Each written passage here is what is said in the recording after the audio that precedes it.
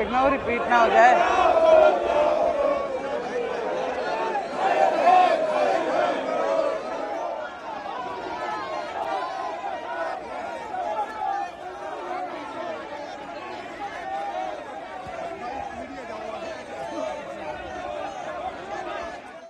हम तो यूपी की सरकार चलते देख रहे हैं और भारत सरकार भी दिख रही है। अकाउंटेबिलिटी किसकी है?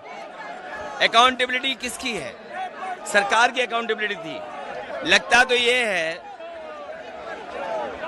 इनकी एबिलिटी इतनी दिखाई देती है कि जो अकाउंट भर दे वही अकाउंटेबिलिटी है इनके लिए तो। और ये तो यूपी में बहुत करीब से हम लोग देख रहे हैं। क्या है अकाउंटेबिलिटी? जो एबिलिटी से अकाउंट भर दे वही एबिलिटी लग रहा है इनकी तो अकाउंटेबिलिटी।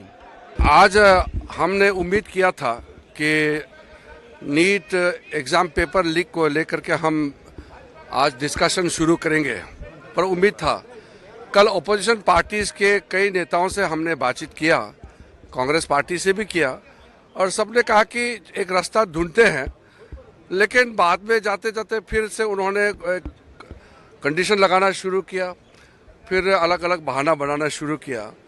फिर शाम को भी मैं उम्मीद था कि कांग्रेस पार्टी और बाकी विपक्ष के और भी साथियों से हमारा बातचीत करके एक हम रास्ता ढूंढेंगे, क्योंकि आज आदरणीय प्रधानमंत्री जी ने बहुत साफ शब्दों में कहा है कि छात्रों का, युवाओं का जिंदगी के लिए और उनका सिक्योरिटी के लिए पूरा कदम उठा रहे हैं और उसमें कोई ढील नहीं होगा और कॉम्प्रोमाइज़ टॉलरेट नहीं करेंगे। प्रधानमंत्री जी ने बहुत साफ कहा है। और आज अगर हम चर्चा करते हैं तो देश भर में जितना जो पेपर लीक्स हुए हैं एग्ज़ाम के, वो किसी एक राज्य का सवाल नहीं है।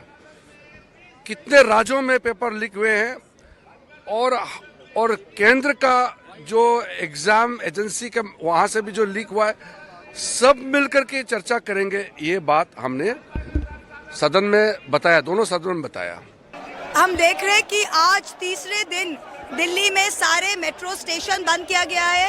ये ऐसे सरकार नहीं चला सकते इन लोग। Delhi is under seize. हमारे और अंदर पार्लियामेंट के अंदर और पार्लियामेंट के बाहर एक ही मांग है, धर्मेंद्र प्रधान इस्तीफा दो। सरकार अगर चाहती है कि वो हमारे साथ अंदर कॉम्प्रोमाइज करके बाहर बच्चों के आवाज को चुप कराए, ये कभी नहीं होने वाला है। बाहर जनता की जो आवाज है, अंदर पार्लियामेंट में जनप्रतिनिधि का भी वही मांग है, धर्मेंद्र प्रधान मस्ट रिजाइन। कोई चर्चा नहीं, कोई बात नहीं, पहले रिजाइन फिर कोई बात। छात्रों आंदोलन पर है, वो जो सिद्धांत लेंगे पीएम का ट्वीट पर हम देखेंगे। लेकिन ये जो लाठीचार्ज हुआ, छात्रों पर टीयर गैस शेल चला, उसको भी विचार होना चाहिए। हमारी सरकार, एनडीए की सरकार पूरी तरह से छात्र और युवाओं के भविष्य के लिए हर स्तर पर चर्चा को तैयार है, पर राहुल गांधी और कांग्रेस और संपूर्ण विपक्ष चर्चा से भाग रहे हैं, क्योंकि उनको मालूम है जब वो सदन के पटल पर चर्चा करने आएंगे तो उनकी जो दोहरा चरित्र है वो जनता और युवाओं के बीच में जग जाहिर हो जाएगा। हम तो खुली चुनौती देते हैं, आइए संसद के पटल पर छात्र और युवा के विषय पर, नीट के विषय पर, हर विषय पर हम चर्चा करने को तैयार हैं।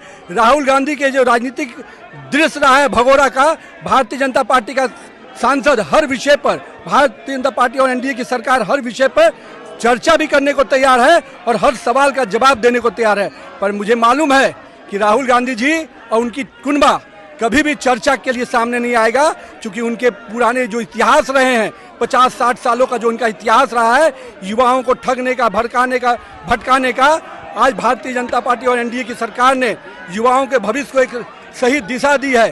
आज देश भर में संस्थाएं, कोचिंग इंस्टीट्यूट, कॉलेज, सब प्रकार की संस्थाएं खुलकर पूरी तरह से युवाओं के भविष्य को दिशा देने में हम लगे हैं। Nobody believe in his words nowadays. Nobody believe in his words. This credibility of his words has been already disappeared. Nobody is going to, because no action from the government. First of all, he has to remove the Dharmendra Pradhan from Education Ministry. Then he has to talk to the students.